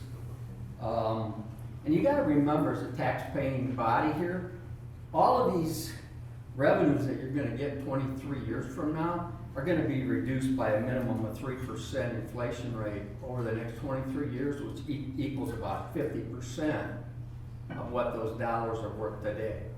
So not only are they asking you to front them the money for this development, they're asking you to take a payback of about half of what that development cost is. I did a thing last night. Go back and listen to the tape when they put out the tape. I went over a spreadsheet that Crown gave to Elburn in 2019, and it showed the breakdown, the cost, the fact that Sugar Grove has said they're not going to take on any debt, but they're probably going to be required to sign a note for the $30 million deposit that Crown's going to put into Kitty to start this thing. And throughout that process, and this you can extrapolate to be a similar rate, out of that money, and this was a $280,733,141 TIF revenues back in 19. Now they're talking $350 million, which accounts for inflation and other crap or stuff. What it shows here is that the reimbursement to Crown out of that 280,733,141 is 171 million, or 61% of all TIF proceeds. The village gets 1% by the end of year 23, 2,543,590. TIF revenues to Canelan School District are 14% over that time, and other taxing bodies are assumed to be 24%. Revenue flows start at the end of year 4, and I'm concerned about this. This TIF is supposed to benefit Sugar Grove. Revenue starting in at the end of year 4 is $37,028. Wow. The point is, there really isn't any valid information to really know what you're even voting for here. And it does not meet the one factor test for flooding. All the water on the east side of the Great Divide flows to the Mississippi. And if Crown knows that they're blighted and they're flooding other areas in our communities, don't you think they should have been, and they're a threat to the health, safety, welfare of the public, should they have been paying reparations to New Orleans for all the flood damage down there? You know, this is ridiculous. So look at the facts. Wait till we get some facts before you decide anything, please. Thank you, Gary. That concludes my list. So if there is someone who is not on my list that would like to make a public comment, the floor is yours. Going once? Going twice? Yes, sir.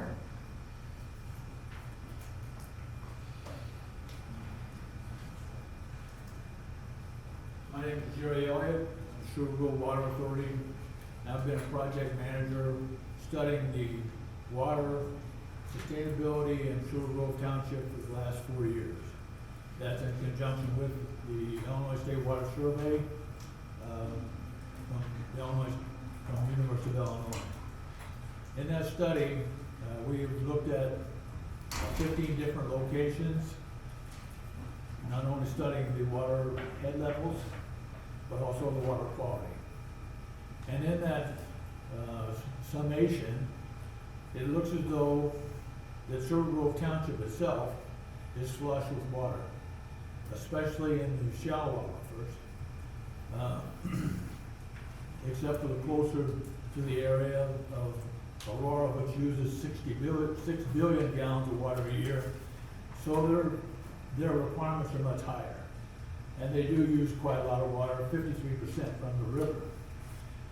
But in looking at the future of the Sugar Grove Township, and especially the area that we're talking about for this expansion, is that you're in the St. Charles Aquifer Bedrock Valley, which has a considerable amount of water, especially both shallow and deep.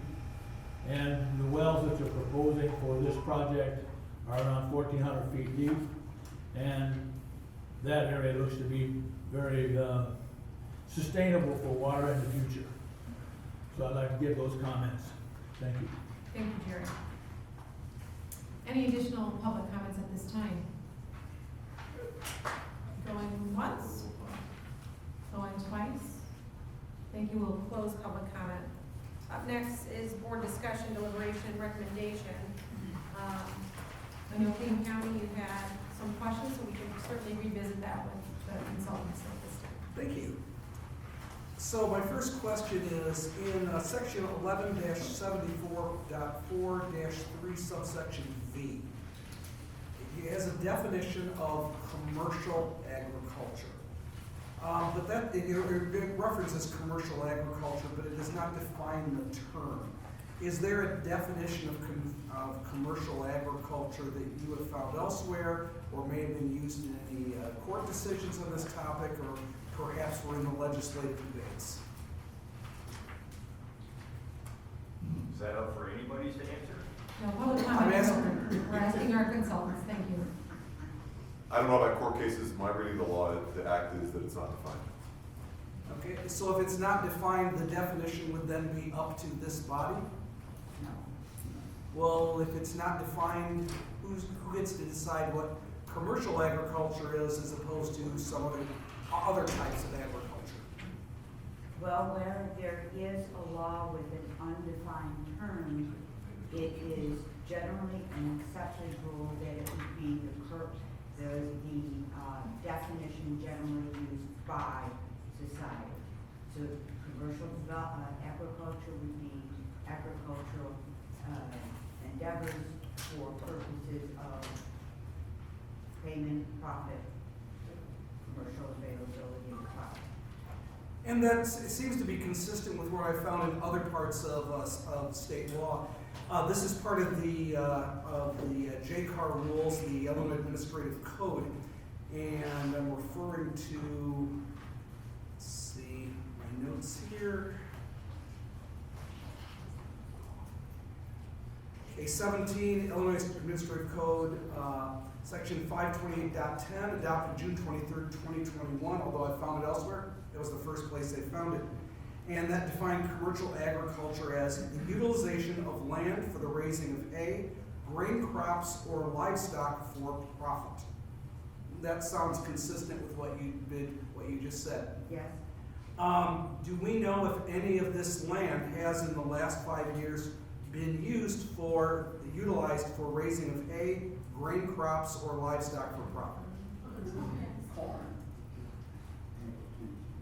I think the expectation is that this will become a moot question at the time that it comes up for board consideration, because the land will have been subdivided by then, and that would basically convert the land from farmland to vacant land in the eyes of the TIF Act.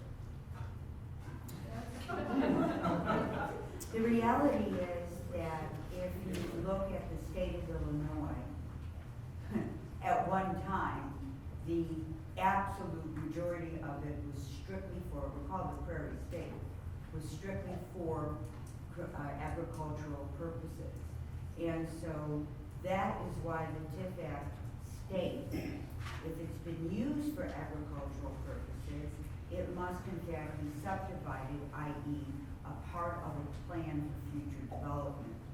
And that is a part of the TIF, which was adopted in 1974, no, I'm lying, 1977, because of the quantity of agricultural land in the state of Illinois. So the TIF Act is trying to address the fact that because it was once used for agricultural purposes, once it is subdivided, i.e. intended for future development, which thank God it's happened because most of our homes wouldn't be here, it is acceptable as and becomes vacant. Well, with all due respect, we're not talking about the history of Illinois, we're talking about 5 years. Specifically 11-74.4-3 subsection V. So specifically, vacant land means any parcel or combination of parcels of real property without industrial, commercial, and residential buildings, which which we agree there's not there. What used to be a house on one tract was torn down a number of years ago, which has not been used for commercial agricultural purposes within 5 years prior to the designation of the Broadwood redevelopment area. So as of today. Could you keep reading them, please? Oh yes, absolutely. That's part one. Then there's a subordinate clause there, unless the parcel is included in an industrial park conservation area or the parcel has been subdivided. Correct. There's the order. And we agree that as of today, it does not meet either of those qualifications, correct? Okay, very good. I just want to make sure we're all on the same page with that. Right. Prior to adoption, right? Okay, so we agree that it is, for purpose of this, we have consensus that within the past 5 years, this has been used for commercial agriculture. And I'm not sure we're sure of that, but we're on the erring on the side of caution and going to use the subdivision to make sure. well, my office can assure you that 36 out of 42 of these parcels have received significant preferential tax treatment on that basis. If they haven't, then maybe there's some discussion about if they were improperly classified and. I don't know the answer, I guess. I just know that if we. I actually do. Okay, that's great. It's literally what I do.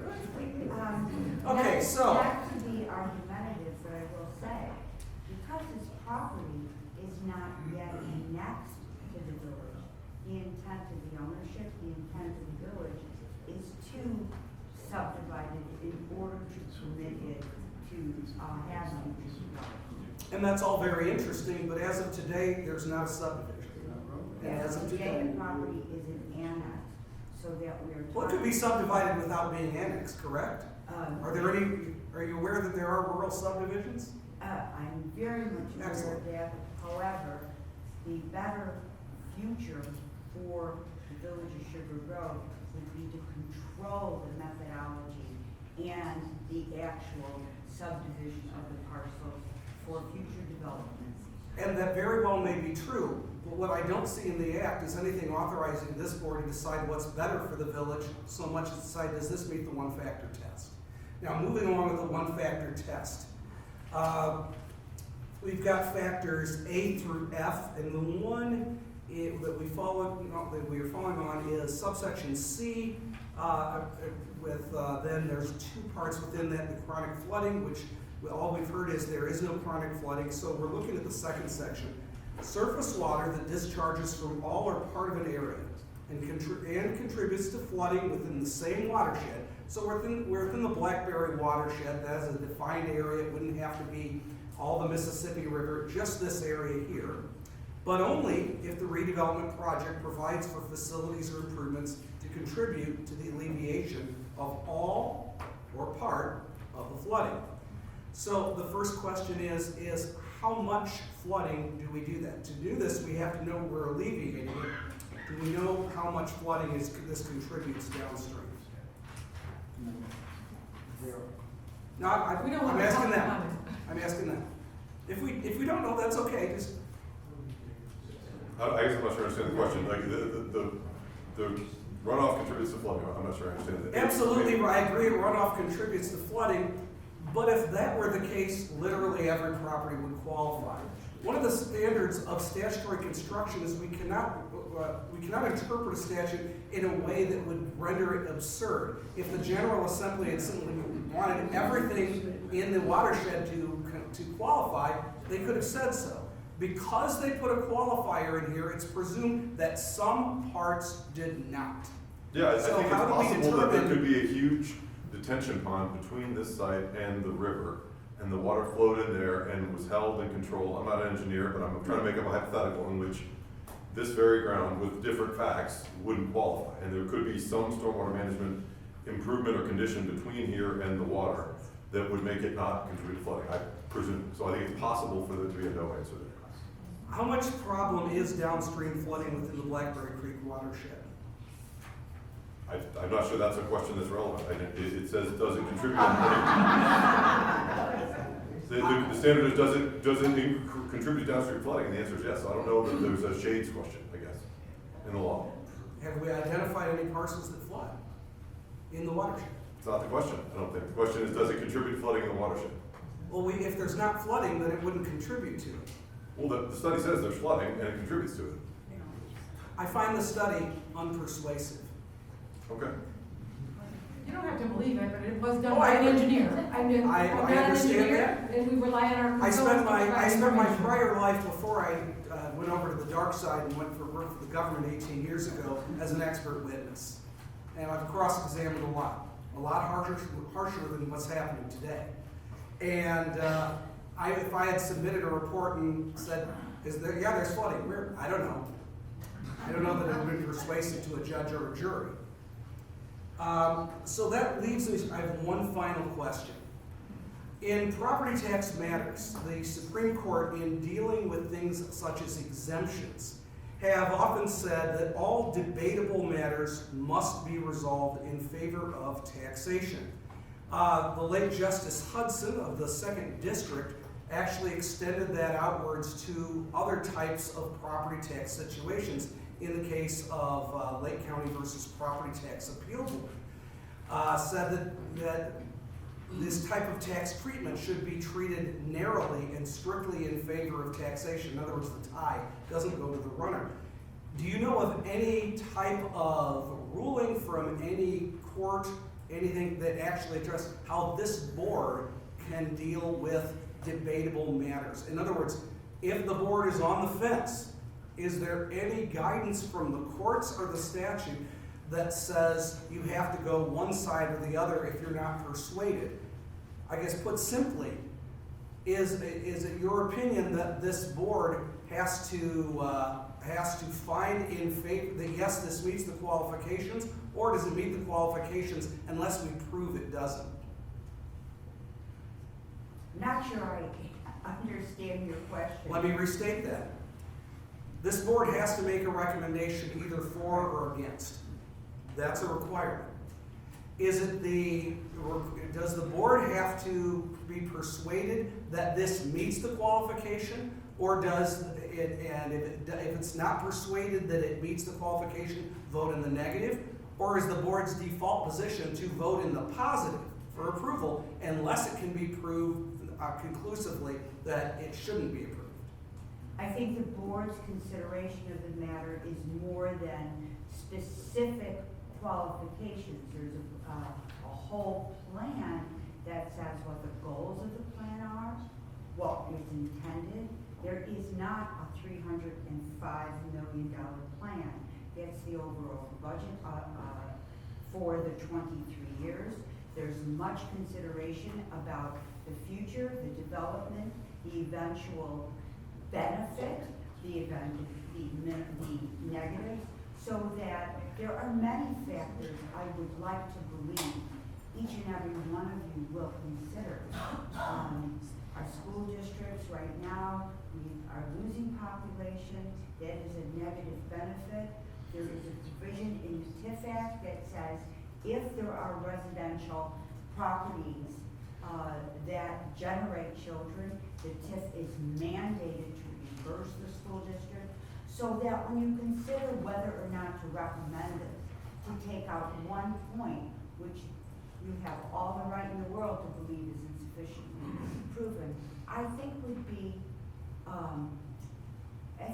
a failure to consider the overall plan and future, potential benefits that would occur.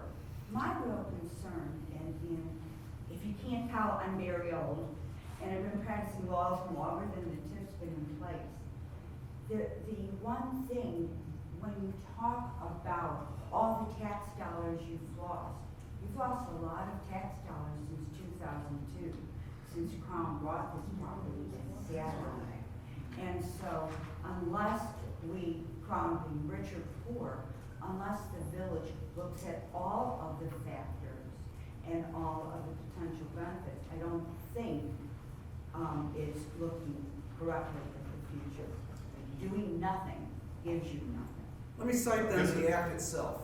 The board shall base its recommendation, this is talking with the Joint Review Board, to approve or disapprove the redevelopment plan and the designation of the redevelopment project area, or the amendment of the redevelopment plan or the addition of parcels to the property of the redevelopment project area on the basis of the redevelopment project area and the plan satisfying the plan requirements, That's part one. Two, the eligibility criteria defined in section 11-74.4-3, number two. The third is, and the objectives of the act. As I read this, we would need to find that it met all three.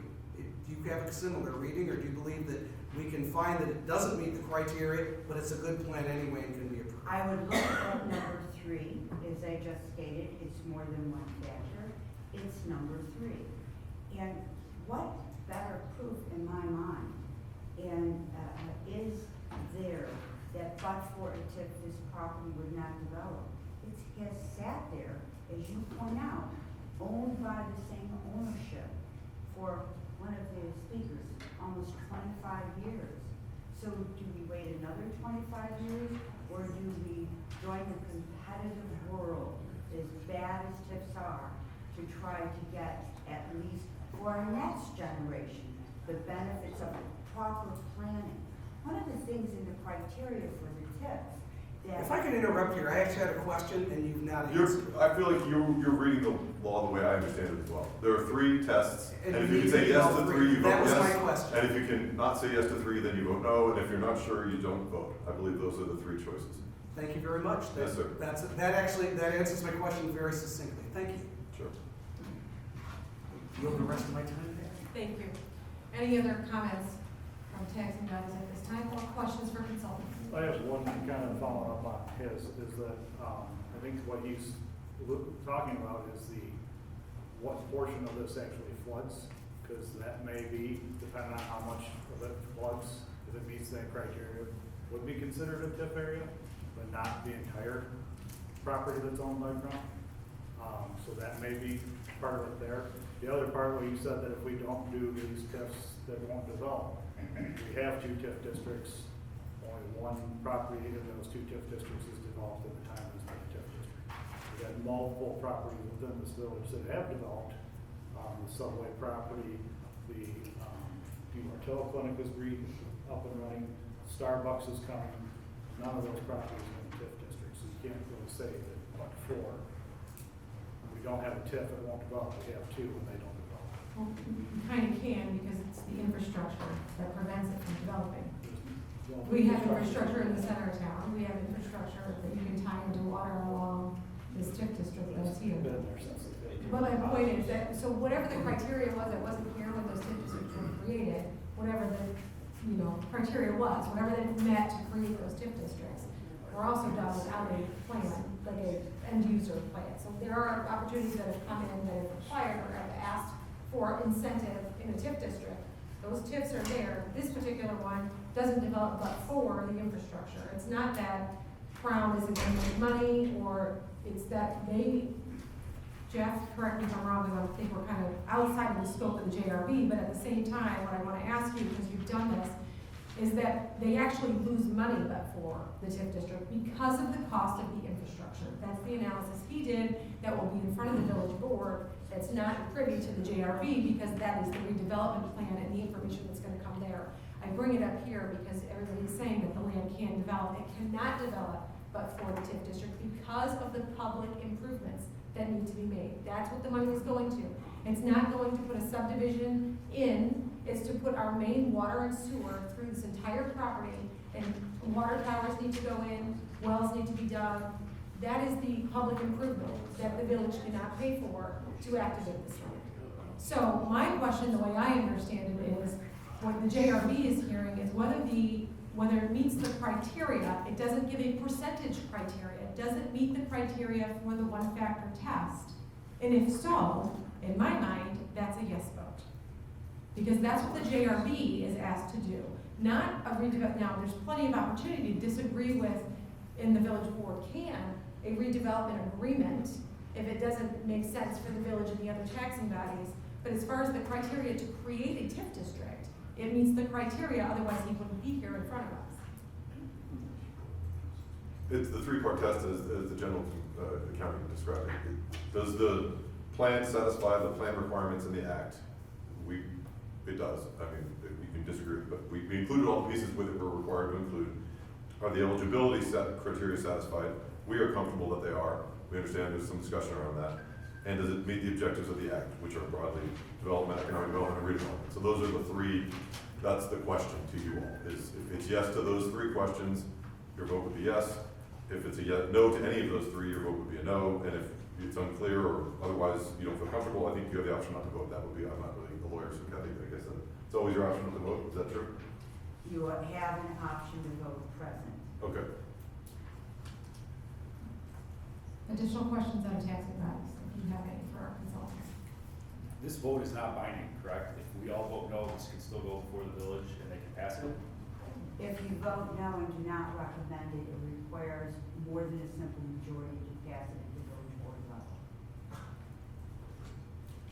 Would the supermajority at the village board be similar to the supermajority that would be required for an annexation agreement anyway? Supermajority is more than a simple majority, yes. Right, I mean, it's an the village board, practically speaking, has to do that anyway if it's going to go forward with this, because an annexation agreement would also require that, correct? Correct. Yeah, so practically speaking, we're an advisory body, but the village board makes the final decision, and that's in statute. This board then, do we continue to meet after, if the TIF district is created, or this is a one and done conversation? The law requires an annual report of every revenue received with regard to the TIF. There is an annual meeting of this board to review those expenditures, to ask any questions that you might want to ask, to make sure and verify. The village will have to get the certification from its auditors every year that the money has been spent in accordance with the TIF Act specifically, to make sure that there is no money not being spent for purposes of development. It also must provide to the state of Illinois certification by a legal consultant. I just got long around, but anyway, 23 years, verifying that all of the items of the TIF Act have been met. You must receive copies of the report and both of those certifications. You can look for all those on the existing TIFs on the comptroller's website. It's pretty easily documented. You can find it. There's one other case where we'd have to meet if there was a rejection of the report. The statute requires that the municipality will have within 30 days to resubmit the plan. During this period, the municipality will meet and confer with the board in an attempt to resolve those issues set forth in the board's written report that led to the rejection of the plan or amendment. So that's one other minor thing, but it's not ongoing. And if it isn't resolved within 30 days, the village still can move forward. It also would not delay the hearing. The hearing specifically would not be delayed by a vote in an opposition. But the opposition, if done, would have to be in writing. Any other questions? Okay. Hearing none, I would ask for a motion for a positive recommendation to approve this TIF district. Do I have a motion? So moved. Thank you. Do I have a second? I'll second it. Thank you. Roll call, please. Wabansie College 516, Yes. Susan Smith, Yes. Village of Sugar Grove, Yes. Blackberry Township, No. Sugar Grove Township, Present. Elburn Fire District, Present. Sugar Grove Fire District, No. Kane County, No. Canelan Unit School District 302, Present. Present. Sugar Grove Library District, Present. Town and Country Library, Present. Sugar Grove Park District, Present. Is that all taxing bodies? Yes. That's full roll call. I have 6 present, 3 yes, 3 no. Kathy? That is a tie vote. Present would go with majority. There is no majority. So in such an instance, in my experience, it goes with no recommendation, negative or positive, to the village board. And what does that do at a village board level? At a village board level, it does not mandate more than a simple majority vote. So there's no recommendation coming out of the JRB at this time? Okay. Can I ask for a motion to adjourn? So moved. Thank you. Do I have a second? Second. Thank you. I'm gonna do a roll call on this as well. I'm sorry. So we're going to Sugar Grove, Blackberry Township first, and Wabansie College second. Blackberry Township, Yes. Wabansie College 516, Yes. Susan Smith. Yes. Village of Sugar Grove, Yes. Sugar Grove Township, Yes. Ellsworth Fire District, Yes. Sugar Grove Fire District, Yes. Kane County, No. Motion to adjourn. Yes, I'm voting no on the motion to adjourn. Thank you, sir. Kingman Unit School District 302, Yes. Sugar Grove Library District, Yes. Town and Country Library, Yes. Sugar Grove Park District, Yes. Thank you. Motion passes. Meeting is adjourned.